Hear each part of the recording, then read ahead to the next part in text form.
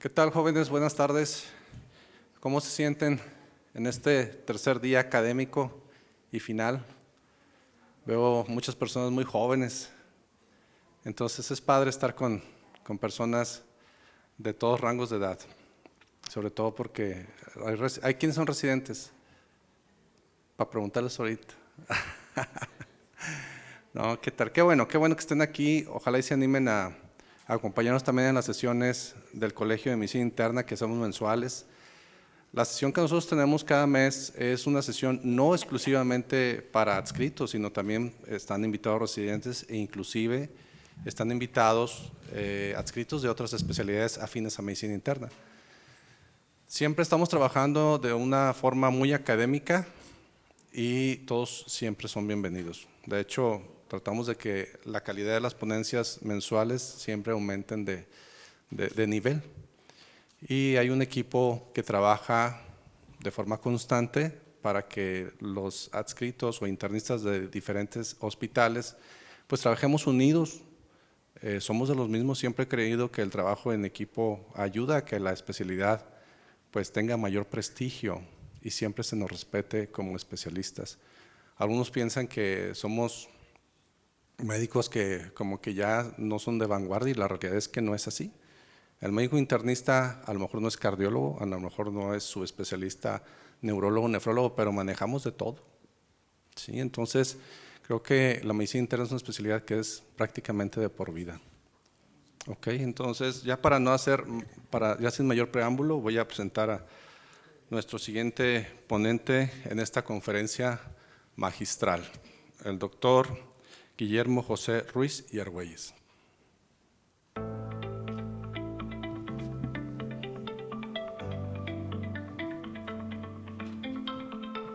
Dr. Guillermo José Ruiz y Argüelles. Destacado investigador mexicano reconocido por sus contribuciones innovadoras en el campo de la hematología. Director general del Centro de Hematología y Medicina Interna de Puebla. Con más de 400 publicaciones académicas. Autor de la obra Fundamentos de Hematología, considerada un texto de referencia en la especialidad en México. Miembro nivel 3 del Sistema Nacional de Investigadores. Miembro de la Academia Nacional de Medicina de México y de la Academia Mexicana de Ciencias. Galardonado con el Premio Carlos Slim en Salud 2025 en la categoría de Trayectoria en Investigación. Nos presenta la conferencia magistral de clausura, Más allá de la médula ósea, innovaciones en trasplante de células hematopoyéticas y su impacto en la práctica de la medicina interna.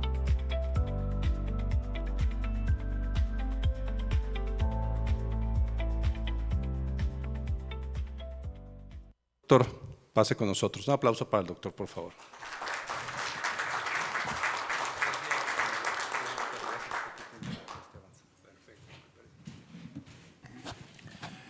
Buenas tardes, pues antes que nada quiero agradecer muy cumplidamente la invitación que me hicieron para platicar con ustedes de este tema que siempre me ha interesado. Agradezco mucho pues esta invitación y vamos a abordar este tema sin mayor preámbulo para aquellos quienes han aguantado toda la mañana de trabajo y están todavía por acá presentes. Entonces vamos a hablar de esta plática que se ha intitulado Más allá de la médula ósea.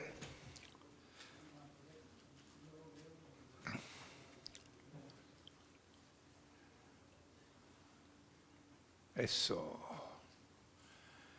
Bien, entonces voy a hablar específicamente de cómo se puede utilizar el trasplante de células hematopoyéticas en enfermedades autoinmunes, ¿verdad? Fíjense, el trasplante de células hematopoyéticas en autoinmunidad supone una forma de hacer inmunosupresión, es una reprogramación del sistema inmune. La idea es abatir clonas de células linfoides autorreactivas y es una cosa que no es nueva, realmente se lleva a cabo desde 1990. Se han hecho más de 5,000 trasplantes en todo el mundo. La supervivencia global a 5 años es mayor de 90%. Yo siempre he pensado que trasplantar la médula ósea a un paciente con alguna enfermedad autoinmune no es más que una forma de hacerle un control alt del al sistema inmunológico para permitir que se recupere reprogramado.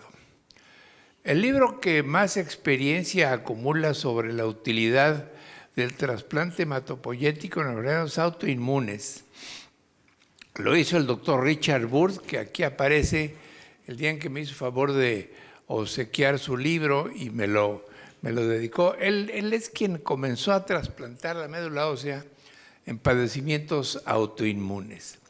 Y aquí están, vean ustedes, algunas de las enfermedades autoinmunes en las cuales se puede utilizar el trasplante de células hematopoyéticas.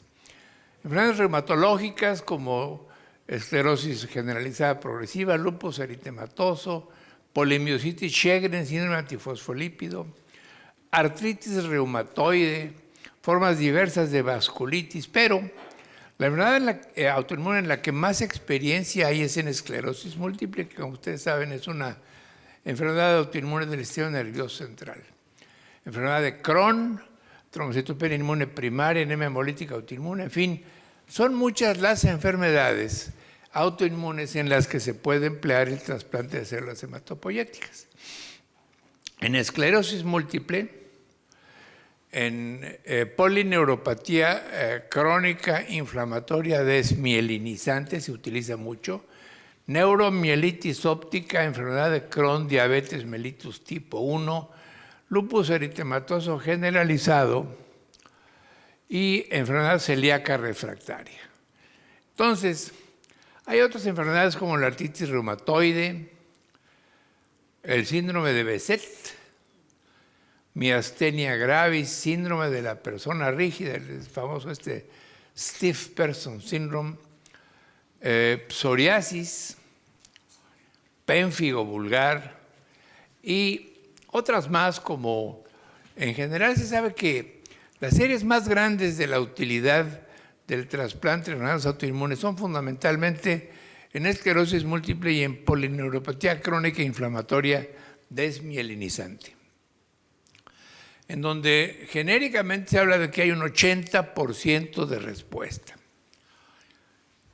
Y en series pequeñas, tienen incluso algunas anécdotas, la respuesta es más o menos del orden del 50%. Es decir, las dos enfermedades autoinmunes en las que más experiencia hay y que mejor responden son esclerosis múltiple y polineuropatía crónica inflamatoria desmielinizante.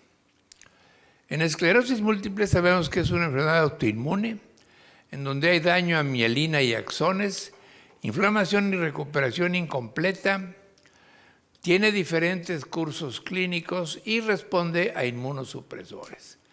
Ahí está, la mielina se lastima por fenómenos autoinmunes que son derivados pues, de células autorreactivas del sistema inmune que dañan la mielina. La mielina se lastima y entonces interfiere ahí con la transmisión neuromuscular en esta enfermedad. Hay varias formas, la más frecuente es la recurrente remitente, hay también la secundaria progresiva, primaria progresiva, progresiva recurrente, y las tres primeras son las que más se benefician de tratamientos inmunosupresores. El grado de discapacidad de los pacientes con esclerosis múltiple se mide con esta escala de EDSS, que es Expanded Disability Status Scale. ¿Y qué hay en relación al tratamiento de esta condición? Bueno, se han utilizado interferón beta, acetato de glatiramar, natalizumab, fingolimod, alemtuzumab,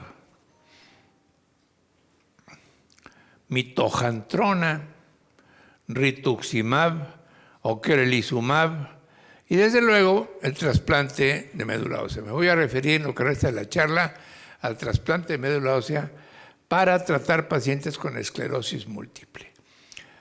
Todavía hay quienes piensan que el trasplante de médula ósea en esclerosis múltiple es un procedimiento experimental y la contraparte aquellos que ya están pensando, por ejemplo, en países nórdicos, que si un paciente con esclerosis múltiple no le ofrecen trasplante como mejor tratamiento, puede demandar al médico por malpráctica y le gana la demanda. Es decir, dejar de ofrecer trasplante de células hematopoyéticas a un paciente con esclerosis múltiple es ahora una falta de ética.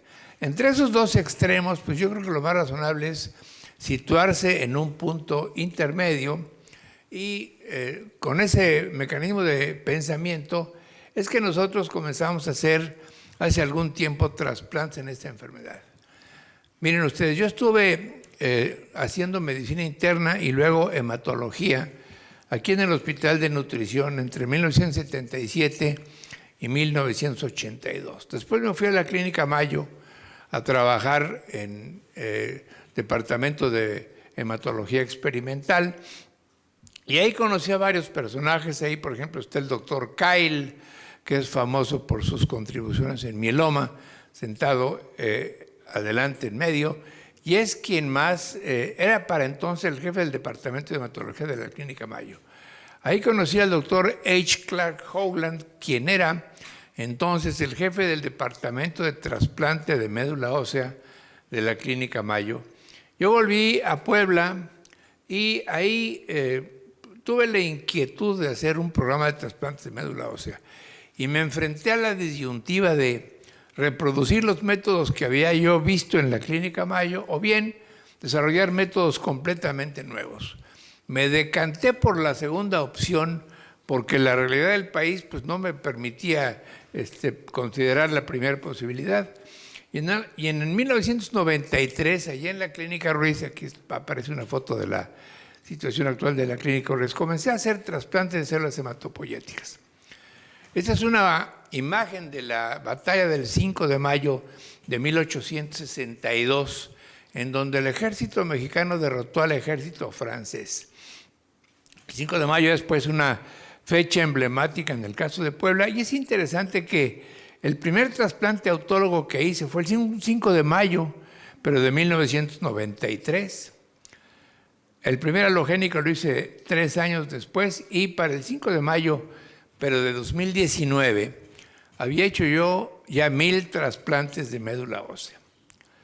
Fíjense, para octubre de 2025 he hecho 2.307 trasplantes en Puebla, de los cuales 2.036 son autólogos y 271 son halogénicos. Esta es la curva de distribución de frecuencias acumuladas del programa de trasplantes de células hematopoyéticas de la Clínica Ruiz, 2.307 pacientes trasplantados a partir de 1993. Esto es para octubre de este año. Y aquí está la causa más frecuente por la que hacemos los halogénicos, es leucemia aguda, en tanto que la causa más frecuente por la que hacemos autólogos es precisamente lo que nos ocupa esta mañana, que es esclerosis múltiple. ¿Cómo comparan estos datos con lo que está pasando en el resto del país? Bueno, les voy a mostrar a ustedes algunos datos. Esto es de 2021. Datos del Center for International Blood and Marrow Transplant Research, en donde resume los trasplantes hechos en México en diversos sitios. Vean ustedes cómo ahí, Centro de Hematología y Medicina Interna de la Clínica Ruiz de Puebla, es la institución mexicana que más trasplantes de células hematopoyéticas ha hecho en el país, seguido por el Hospital Universitario José Eleuterio González, de aquí de Nuevo León, luego el Hospital de Especialidad del Centro Médico, y así otros centros de trasplante. Esto es para junio de 2021. Adicionalmente, además de hacer trasplantes, nos ha interesado poner a disposición de la comunidad médica de todo el mundo nuestras observaciones. Este trabajo, publicado en 1993, refiere el primer trasplante de células hematopoyéticas hecho en la Clínica Ruiz, y esta es la última publicación que hemos hecho de trasplantes en el British Journal of Hematology en 2025, y entre la primera publicación y esta última que les muestro a ustedes, hemos publicado 181 trabajos sobre trasplante de células hematopoyéticas, empleando métodos diferentes de los que se emplean en otros lugares del mundo. Con motivo de los cambios que hemos hecho para trasplantar la médula ósea, en esta revista que se llama Lancet Hematology, me invitaron a escribir este artículo de opinión que se refiere a lecciones aprendidas al iniciar un programa de trasplante de células hematopoyéticas en circunstancias de economías restringidas. Ahí hablo de cuáles son las recomendaciones que yo hago para iniciar un programa de trasplantes. En el caso específico de esclerosis múltiple, nos ha llamado mucho la atención la utilidad del trasplante de células hematopoyéticas en esta enfermedad. Y aquí la pregunta es, ¿quiénes deben hacer los trasplantes en esclerosis múltiple? ¿Los neurólogos? Pues no, porque los neurólogos no saben trasplantar. Y los hematólogos, pues los hematólogos sabemos trasplantar, pero no sabemos neurología. Entonces, yo creo que de la combinación adecuada de los neurólogos con los hematólogos es que deben llevarse a cabo estos procedimientos. Meditando un poco, pues queda el trasplante de médula ósea en esclerosis múltiple como un lugar ahí un poquito mal definido. Y nosotros hace algunos años inventamos, entre comillas, un método para trasplantar la médula ósea, que ahora ya se llama el método mexicano para trasplantar la médula ósea, y lo registramos aquí en este sitio en Estados Unidos del National Institutes of Health. Ese es el número de registro de nuestro programa de trasplantes con el que hemos hecho una buena cantidad de trasplantes. El programa de trasplantes HSCT México tiene 2 campus, uno en Puebla, que es el que dirijo yo, y otro aquí en Monterrey, que es el que dirige el doctor Gómez Almaguer. Ambos hacemos los trasplantes en enfermedades autoinmunes exactamente con el mismo método que fue el método mexicano para llevar a cabo los trasplantes de médula ósea. En la Clínica Ruiz, este es el campus de la Clínica Ruiz, y aquí está la Clínica Gómez Almaguer, aquí en Monterrey, donde David y su equipo de médicos llevan a cabo el trasplante en esclerosis múltiple. Trasplantamos cualquier tipo de esclerosis múltiple. Requerimos que los pacientes estén 3 meses sin inmunosupresores, que tengan un Karnofsky mayor de 70%, que tengan un EDSS menor de 7 para que puedan venir al país, vienen habitualmente de otros lugares del mundo. Los acondicionamos con ciclofosfamida y rituximab y, como les decía a ustedes, EDSS menor de 7 para que puedan venir en avión y los recojamos en los aeropuertos y los llevemos a trasplantarse, etcétera.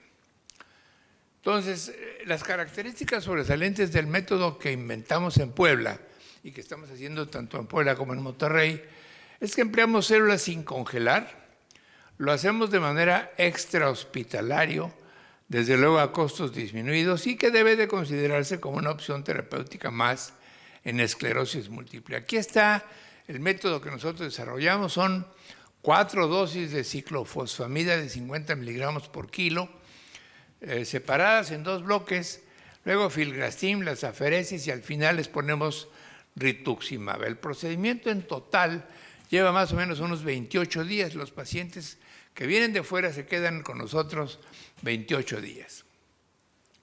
Si comparamos lo que inventamos aquí en México con lo que hacen en Rusia y en Chicago, fíjense cómo la ciclofosfamida la administran en Rusia en 2 días nada más, 50 por kilo. En Chicago son 4 días, pero 4 días consecutivos. Y nosotros ponemos 2 días, hacemos una pausa de 7 días en la que administramos filgrastim y luego ponemos 2 días más.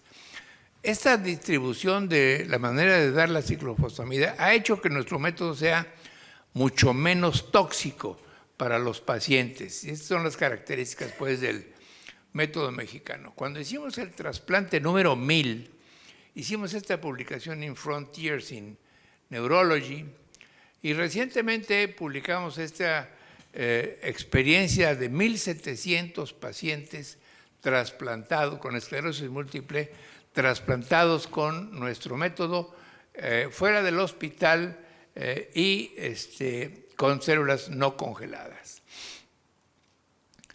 En el momento actual llevamos trasplantados 1,838 pacientes con esclerosis múltiple. Han fallecido 4 pacientes que tenían otras enfermedades. La supervivencia es de 99.8%. Hemos tenido que llevar al hospital a 3.1, lo cual indica que el 97% de las veces podemos completar el trasplante sin llevar al paciente al hospital en ningún momento. Y habitualmente le hacemos entre 1 y 4 aféresis para poder trasplantarlos. ¿De dónde vienen los pacientes? Vean ustedes ahí. 41% vienen de Estados Unidos, 18% de Inglaterra, 11% de Holanda, 7% de Canadá, 6% de Noruega y de otros lugares del mundo. Es decir, es un programa verdaderamente internacional que tenemos ahí.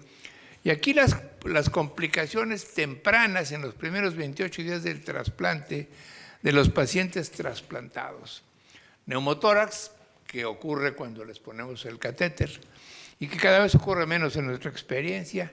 Fiebre neutropénica, hiponatremia, agravamiento de la esclerosis múltiple y miocarditis aguda. Son realmente complicaciones infrecuentes utilizando nuestro programa.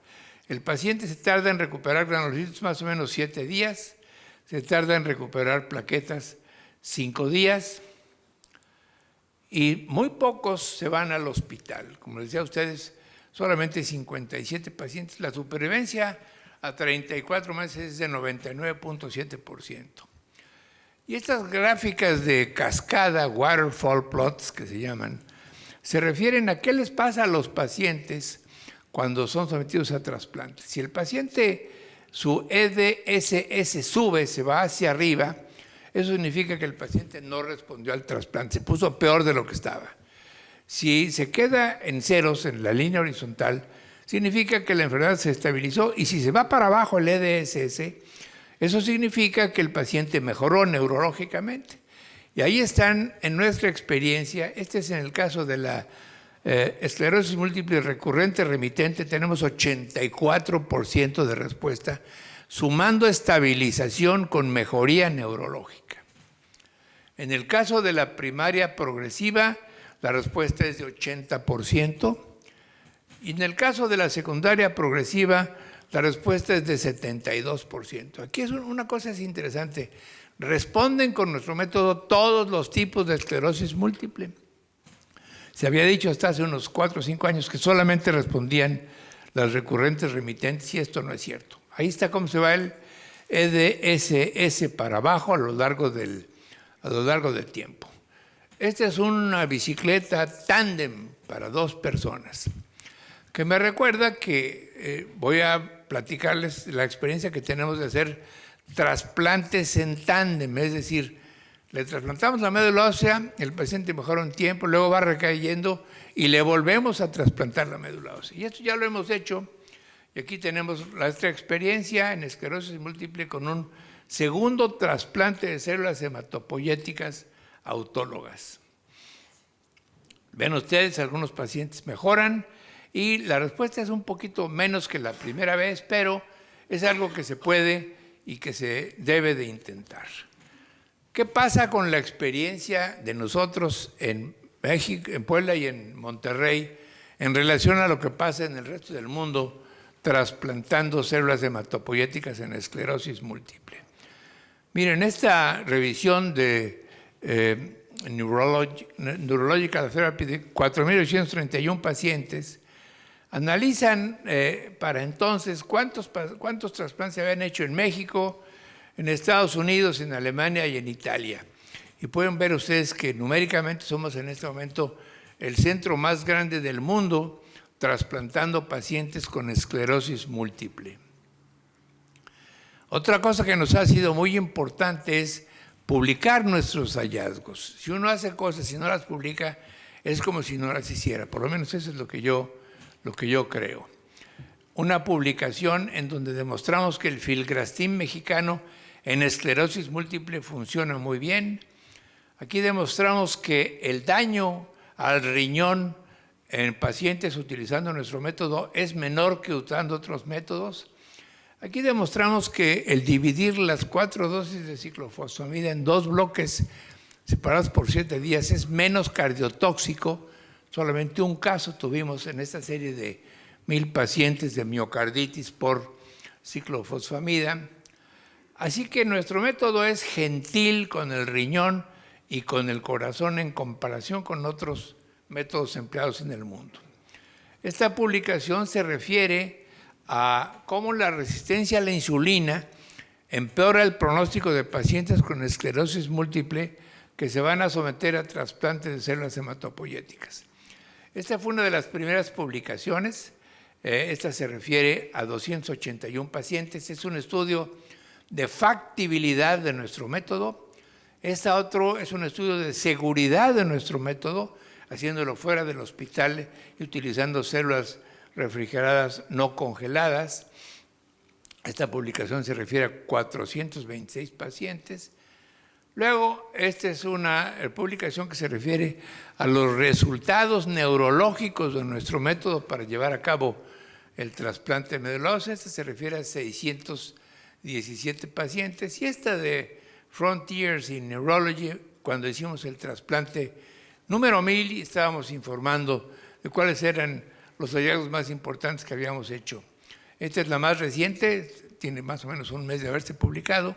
1,700 pacientes con esclerosis múltiple analizados en cuanto a su toxicidad inicial.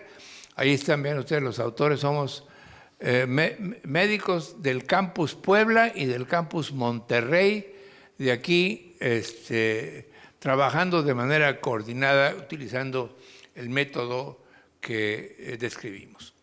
Esta otra publicación se refiere al índice de masa corporal, que algunas gentes habían dicho que era peligroso trasplantar gorditos con esclerosis múltiple, y aquí analizamos su experiencia y no, les va igual si están gordos o están flacos. Así es que el sobrepeso no es una razón para no trasplantar a un paciente.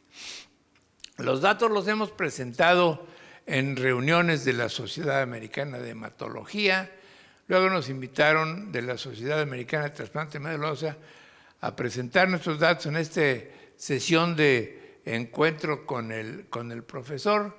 Y esto es reciente, en 2025, en Florencia, cuando presentamos los datos de 1,700 pacientes. Esta es una situación interesante que les voy a platicar. Hace poco, la Sociedad Británica de Trasplante de Médula Ósea publicó su experiencia de 20 años con trasplantes de células hematopoyéticas en esclerosis múltiple. Ahí están los autores. El final es John Snowden, un amigo de muchos años. Y hay varios médicos ingleses que pusieron juntas su experiencia de 20 años. Entonces, cuando mandaron a publicar este trabajo, me pidieron que yo lo revisara. Lo revisé y luego me dijeron, oiga, ¿podría usted escribir un comentario sobre el trabajo que acaban de publicar? Sí, estaba interesante decirles a los ingleses cuáles eran los errores de su método para que ya no lo siguieran haciendo así.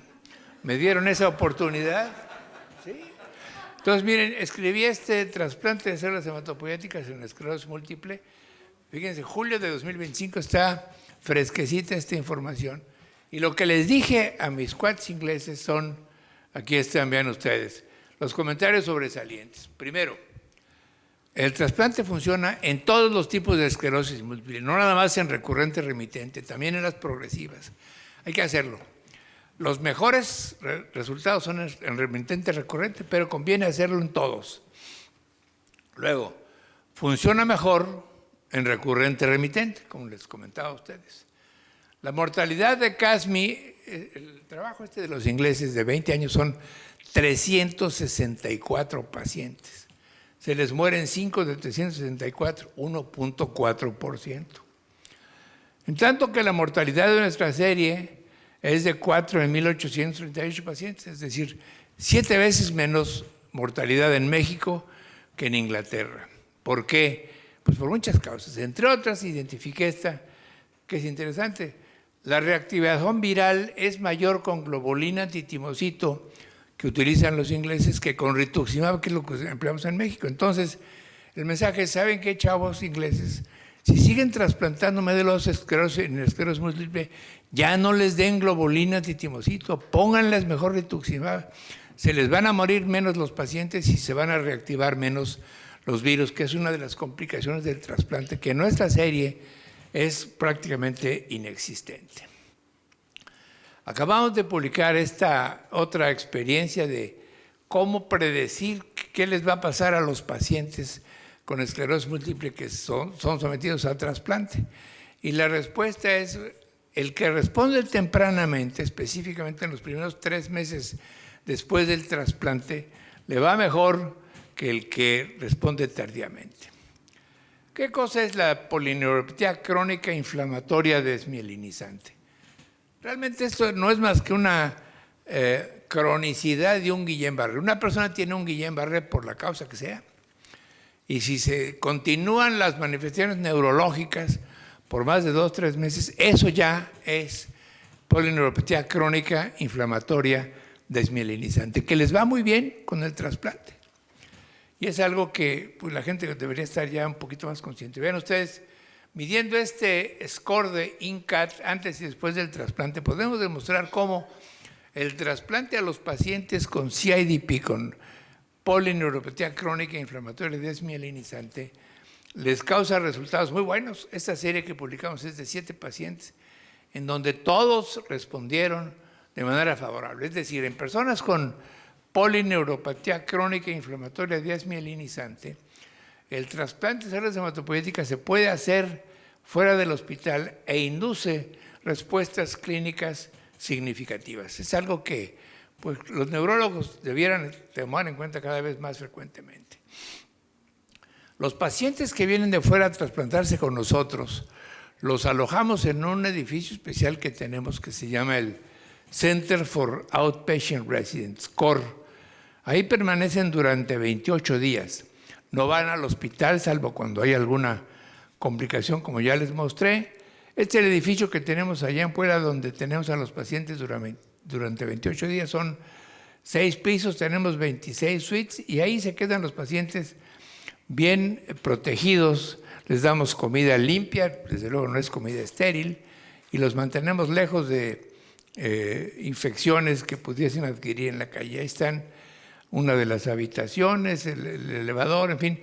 Cada suite tiene 2 recámaras, una para el paciente y otra para su acompañante, y una pequeña salita comedor. Y ahí se quedan durante 28 días, y con esto hemos logrado disminuir la necesidad de ir al hospital en forma considerable a lo largo del tiempo.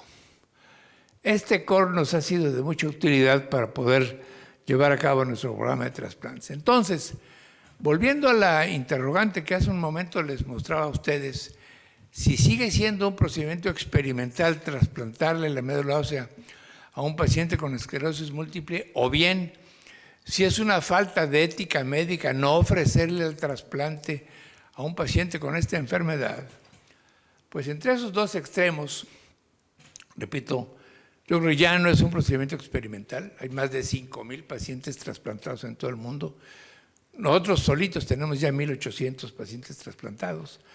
Y bueno, también decir que dejar de ofrecer a los pacientes es una falta de ética, pues aquí tendríamos que catalogar a los neurólogos de todo el país de esa forma, porque muy pocos piensan en el trasplante como una opción terapéutica interesante. Y las razones son muchas. Fíjense, la Sociedad Americana para Trasplante de Células Hematopoyéticas y Terapia Celular publicó hace poco un trabajo de position statement, es decir, ¿qué pensamos nosotros como sociedad sobre el trasplante de células hematopoyéticas? Ahí analizan 810 pacientes de todo el mundo, y ahí están, vean ustedes los datos. Hasta arriba están todos los programas de trasplante de células hematopoyéticas. ¿Qué porcentaje de pacientes responden? Más o menos 80%. Igual, ahí está nuestra serie, la del doctor Nash, la de Nelson Hammerschlag en Brasil, en fin. Luego abajo están los medicamentos. El que más se utiliza ahora es el ocrelizumab, que más o menos el 50% de los pacientes mejoran. Luego los interferones, y luego abajo placebo, como pueden ver ustedes. Es decir, en este momento, el mejor tratamiento que hay para esclerosis múltiple es el trasplante de células hematopoyéticas autoinmunes. Y en este ensayo que hicimos hace algún tiempo, David Gómez Almaguer y su grupo y nosotros, hablamos de por qué las personas con esclerosis múltiple están viniendo a México a trasplantarse. Una razón es porque es más barato hacerlo aquí en México, otra es porque aquí no hay lista de espera y en sus países sí la hay, y otra es porque pues, la gente todavía no se convence de que esta es una opción terapéutica buena.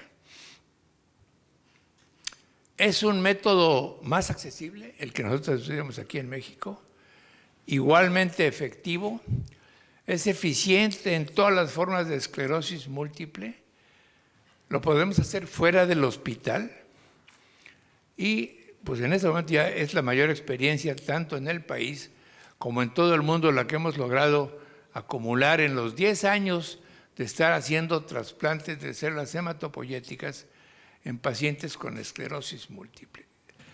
Hay estudios, luego nos han dicho, tienen ustedes que hacer un estudio en el que comparen sus resultados con los de otros medicamentos.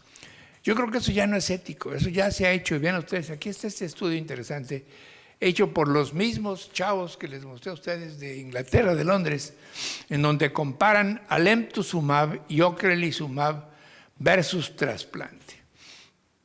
Y ahí está, les va mejor tanto el ocrelizumab como el alemtuzumab, el porcentaje de actividad post-tratamiento es mucho menor con trasplante que con estos medicamentos. Es decir, esto ya lo hicieron otras gentes. Y yo creo que si ya hay este dato, sería injusto y hasta antiético volver a hacer un estudio para comparar trasplante con otros, cuando esto ya está demostrado en otros lugares del mundo. En general se sabe que los medicamentos, como les mostré a ustedes en la gráfica, mejoran al 50% de los pacientes con esclerosis múltiple. El trasplante mejora al 75-85% de los pacientes. Y algo que es más interesante es que el trasplante es más barato. Eso ya también está analizado. Es más barato hacer un trasplante. Fíjense, aquí están los costos de los medicamentos que se utilizan en esclerosis múltiple por un año. El acetato de glatiramel, $63,000. La teriflunomida, $76,000. Y ahí van viendo ustedes. Interferón, $86,000. Alemtuzumab, $103,000. Esto es un año de tratamiento con estos medicamentos. El trasplante cuesta la mitad de eso y se hace una sola vez. Y eso ya también está analizado. Vean ustedes el impacto de la inmunoablación, que es utilizar medicamentos inmunosupresores versus autólogos, en este estudio que está hecho en Suecia.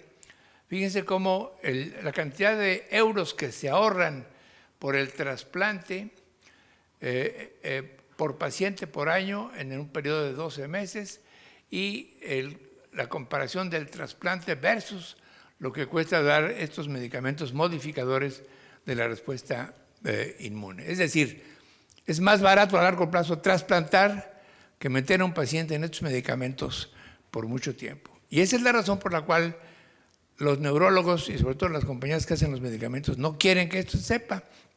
Es decir, si trasplantas a un paciente, el 80% de las veces ya no va a usar medicamentos. Y eso pues no les conviene a quienes hacen esos medicamentos. En fin, entonces, tiene aspectos económicos interesantes el trasplante de células hematopoyéticas en enfermedades neurológicas autoinmunes como son la esclerosis múltiple y la polineuropatía. Esto es de 2024. Bien, entonces, ¿qué nos ha permitido hacer este programa de trasplantes de células hematopoyéticas aquí en la Clínica Ruiz? Hemos logrado armar el programa de trasplante de médula ósea en esclerosis múltiple más grande del mundo. Tenemos ya, como les mostré a ustedes, más de 1,800 pacientes trasplantados. Es el programa de trasplante de médula ósea más grande de México. Ningún otro centro en todo el país ha trasplantado a más pacientes que nosotros. Tenemos la unidad de aféresis más grande del país. Esta unidad de estancia extrahospitalaria que les mostré a ustedes, que nos ha permitido mantener fuera del hospital a muchos pacientes. Tenemos certificaciones de ISO 9000 esta de la Federación de Acreditación de Centros de Terapia Celular, y luego pues hemos estado muy activos haciendo publicaciones tanto nacionales como internacionales, y por los cambios que hemos hecho para hacer estos procedimientos terapéuticos, pues nos han dado algunos reconocimientos. Esta es la certificación del FACT, es una federación para la acreditación de centros de terapia celular. Solamente hay 3 lugares en América Latina que tienen esta certificación: el doctor Nelson Hammerschlag en Brasil, el doctor Gómez Almaguer en el Hospital Universitario aquí en Nuevo León y nosotros en Puebla. Es decir, nuestros procedimientos están avalados por esta federación y reconocidos como procedimientos de excelencia para llevar a cabo los trasplantes. Al doctor Gómez Almaguer y a mí, hace algunos años, nos dieron este premio por servicios distinguidos a la Sociedad Americana de Trasplantes de Médula Ósea, que es el centro para investigación de trasplantes de médula y de sangre, y nos lo dieron a los dos juntos, por lo que hemos trabajado juntos haciendo los trasplantes de manera diferente y haciendo el trasplante de médula ósea más accesible a un mayor número de habitantes en todo el mundo. Con motivo también de estas interacciones interesantes con los trasplantes, mi alma mater, yo estudié medicina en San Luis Potosí, y hace algunos años, basados en lo que estamos haciendo con los trasplantes, se organizó esta ceremonia interesante y, como ya también lo comentó el doctor Vega, hace unos meses, también por la cuestión de los trasplantes, la Fundación Carlos Slim distinguió al programa de trasplantes con este galardón. Bien, esto es lo que ahorita pienso yo del trasplante de células hematopoyéticas en padecimientos autoinmunes. Pero debo, así como Borges lo señaló, reconocer que quizá haya enemigos de mis opiniones. Hay muchos, eso sí lo sé. Pero yo mismo, si espero un rato, puedo ser también enemigo de mis propias opiniones. Lo que les he dicho a ustedes en este momento del papel del trasplante de células hematopoyéticas en enfermedades autoinmunes es algo que puede cambiar. Y a lo mejor el año que entra, si me invitan, vengo y digo algo totalmente diferente, porque esto va a ir cambiando. Y los médicos siempre debemos tener la mente abierta a aceptar cambios importantes en la manera de estudiar y tratar a los pacientes con diversas enfermedades. Esta es una foto de mi familia a la que le dedico esta presentación. Está ahí mi esposa, mis 3 hijos, el que está hasta arriba a la izquierda es Guillermo, que también es internista y hematólogo. Él hizo su especialidad en hematología aquí, precisamente en el Hospital Universitario de Nuevo León. Ahí están sus esposas y mis 7 nietos. Tengo 3 hijos, los 3 hombres. Los 2 que no son médicos me ayudan con toda la logística de nuestro programa de trasplantes. Ellos son los que se encargan de organizar todo lo relativo al alojamiento, viajes de los pacientes y demás. Y Guillermo, el médico, obviamente me ayuda en la parte médica. Entonces, aprovecho esta última imagen para agradecer nuevamente al doctor Vega su gentil invitación para platicar con ustedes de este tema, y también agradezco mucho a todos quienes están aquí presentes a estas horas, aguantándose el hambre. Les agradezco mucho su atención y su paciencia. Muchas gracias.